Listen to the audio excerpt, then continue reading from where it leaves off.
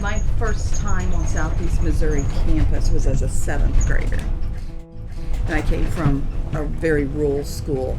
And I was so amazed that a place like this would even exist. You know, and then you would go to school there. I'm a first generation college student. This was way out of my league. You know, there was nothing that I thought Now you're a dean. Yes! That's so awesome. This is the room where I realized I should be a counselor. I am in higher education. I am currently the Dean of the College of Education at Winona State University, and I'm an emerita faculty member at the University of Iowa. I really thought I was going to come down and be an educator, go into math and be a high school math teacher. And then after, numerous years, first couple years of doing, math work, I had to take some other courses as a minor. So I took an accounting course and did well with that. And actually then took another one and took another business course and said, I think I might have more an affinity for this than ending up being, a high school teacher. I'm on the board of a publicly traded lodging REIT called Falcor.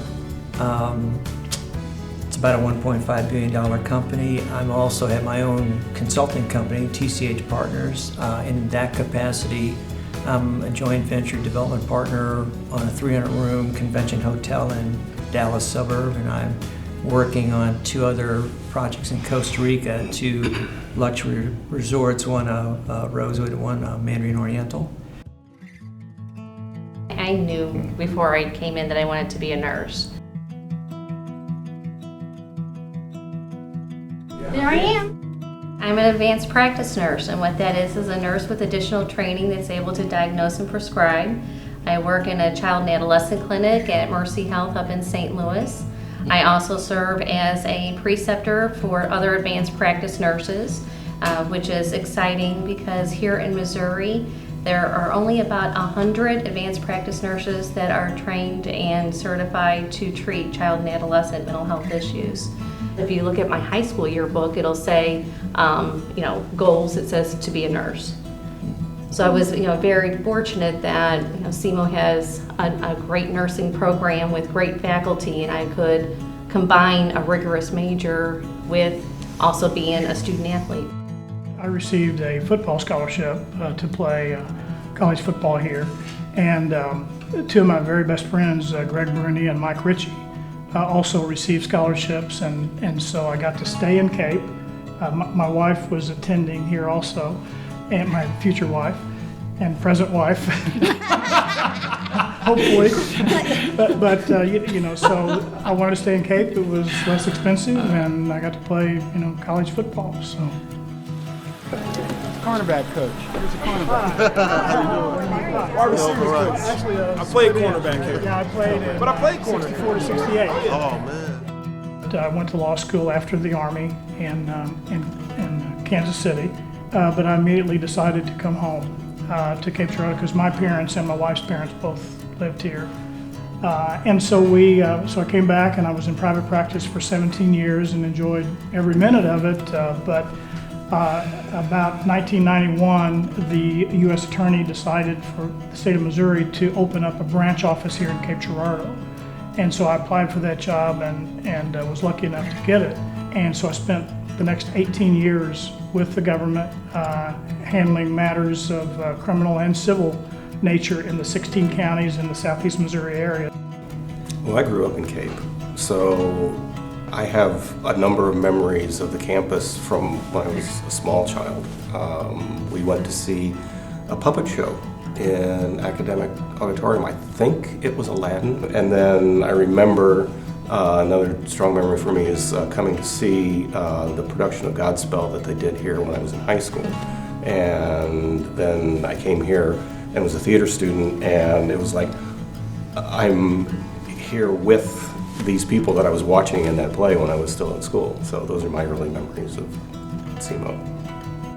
I started out thinking I wanted to be a history major, and then the KRCU just started my freshman year. So, I'll take some broadcasting courses. So I take those, and it's just like nothing is clicking. And I wandered into the theater scene shop and because I knew one person who was working there, and the faculty supervisor, the scenic designer, technical director, there was a guy named Terry Woody, and he was never one to pass up somebody who was interested in working. So I just found that as long as I wanted to work, they had a place for me, and it just became home. I teach theater and speech and communication at Fontbonne University in St. Louis. I'm an associate professor there. I've been there 31 years. I came to Southeast as a freshman. My senior year of high school was really my freshman year of college, and I was married. I was recently married, so I had opportunities because I could get scholarships, do work study, and it was an inexpensive place for me to go. It was affordable. I was a biology and chemistry major, and I thought I wanted to go to medical school. And the last year I was there, I saw this little notice about nuclear medicine. And I thought, well, what happens if I don't get into medical school? So when I graduated, I wasn't accepted that first semester, so I went to nuclear medicine technology training, and I fell in love with that profession.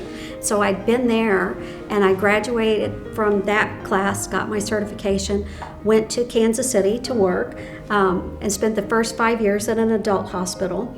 And then the pediatric hospital, the children's hospital, had an opening. They wanted someone to set up the whole department and open up a new nuclear medicine department at the children's hospital.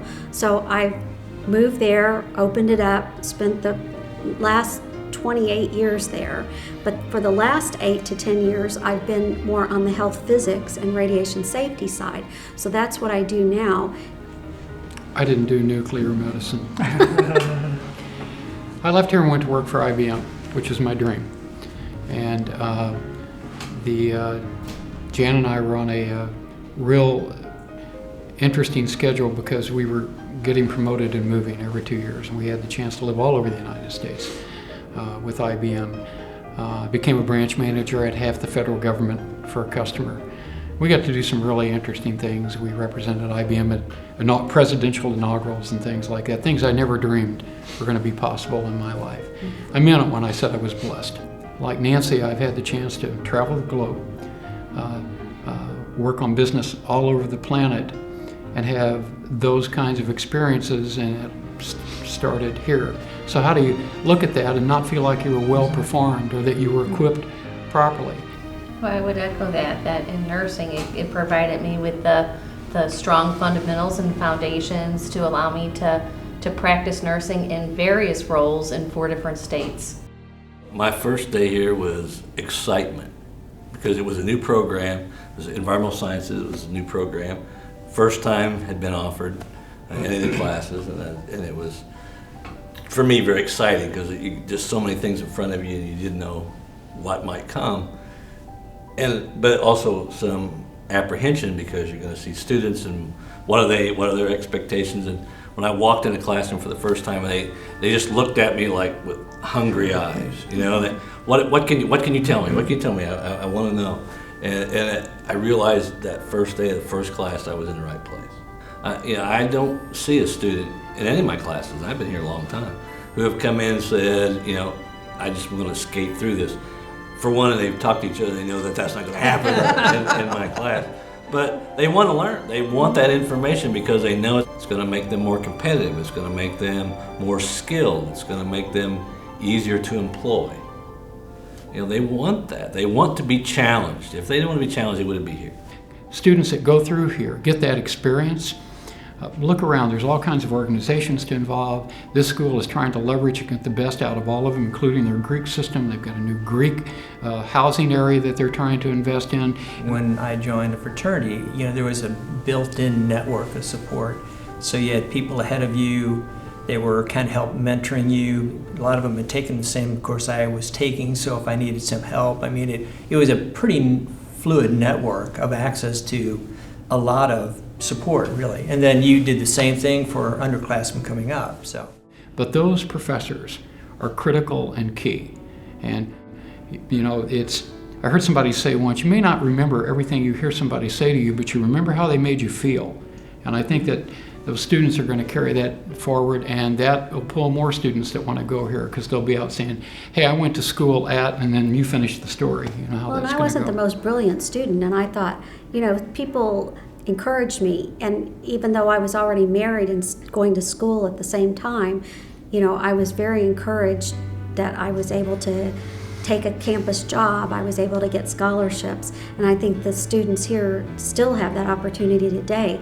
I've had the opportunity to watch a great number grow, and they still call me and email me today, and just to tell me what they're doing, how they are. They just had a new child, right? They just called to tell me that, and that warms me inside because that tells me they respect me, and they learned something, and they didn't hate it anyway. And At least not anymore. At least not anymore, yeah. And they care enough to let you know, and that means a lot. I remember faculty, and I could say from the very beginning along the way, up until Frank Lynn pulled me outside and said, you need to go get a PhD. And I was like, but you don't have a PhD here. He said, well, you need to go someplace and get a PhD. And that was the first time in my life that I thought, well, maybe I could, do those things. But people along the way helping me, and the faculty members taking me aside and saying, no, you do have a voice, and giving me some confidence in myself that I did not have, was extremely important. So I'm really glad to hear some of the things that you're talking about. I remember walking out of the Pike House with my friend Sam when we went up to have dinner. And we were sitting there, and I saw a girl in line going to get her tray and get her dinner. And I turned to Sam and I said, who is that? And he looked at me and he said, well, it's Jan Scheer. He said, why are you asking me? And I said, because I'm going to marry her. And it turned out that way. And again, I will tell you, it was not her ambition in the beginning at all. It took a good deal of persuasion, as a matter of fact. And this is the dorm my wife lived in when I met her. Conveniently located right next to the Pike House. And Mike was saying his two sons have gone on to be Sigma Chi's, and my son Jeff went on to be a Pike. Yes. And it's a nice tradition, isn't it? Sure, absolutely. It sure is. You find areas that define your life, and even after you get out into the business world, you can think of cities and places that you've been. There were inflection points in your development, in your career, in your life, and this is certainly one of them for me. I was blessed in my business career, and SEMO built me. There's no question. I agree with Mike. My communication skills, the same speech teachers. Critical thinking. Critical thinking. Absolutely, all of that. I don't just want to be successful. I've heard this said before. I want to be significant in the lives of the students here. So that's why we give back. It's because of the experience that we had, but because we want to give them that same opportunity in the future. I have the good fortune of being on the board of directors of Union Gospel Mission in Dallas, which is probably the oldest network of homeless shelters in the city. And that's been a very rewarding experience. Number one, you first of all realize the blessings that you do have, and then number two, you really realize the joy of giving back. I was asked as a school counselor in a small rural area, a wife came in and said her husband was unable to read, and he was in his mid-50s, and I contacted Cape Girardeau faculty and said, who can I get to teach this man to read? Because he had a job that he had to pass a CDL for, and he would not let anyone read it to him. He wanted to read it himself. And so there was no one in the area, but they sent me materials from Cape. There was an adult learning center that the campus was involved with somehow. Sent me Laubach reading materials, and I met with him. And we actually, over several years, met, and he learned to read. Never on a Vita, never paid. But my greatest moment was when he came back and told me he had passed. So that was really good. That is great. Yeah, It is good. It is good. It is. Travel all around to take care of the asthma program we have, and we started that in Missouri 10 years ago, and now we're in 6 states other than Missouri now, and that's been an accomplishment that I'm very proud of. We've helped thousands of kids get better, and I'm very happy about that. We have the Center for Environmental Analysis. I started that in 2000. I'm the director of that. And also we started the first institute on campus at the Innovation Center and Entrepreneurship Center, if you've seen that today. It's next door to the Alumni Center. And we have an institute that does environmental health assessment. So we're able to use that to help folks, we hope, get better with environmental problems that are making them sick. We like to say we fix problems you don't even know you have. But one of the most rewarding things that I ever did, what wasn't a case in 18 years for them, but was introducing citizens who were applying, during the naturalization ceremony. Oh, I bet. And introducing them, to the federal judge here in Cape Girardeau.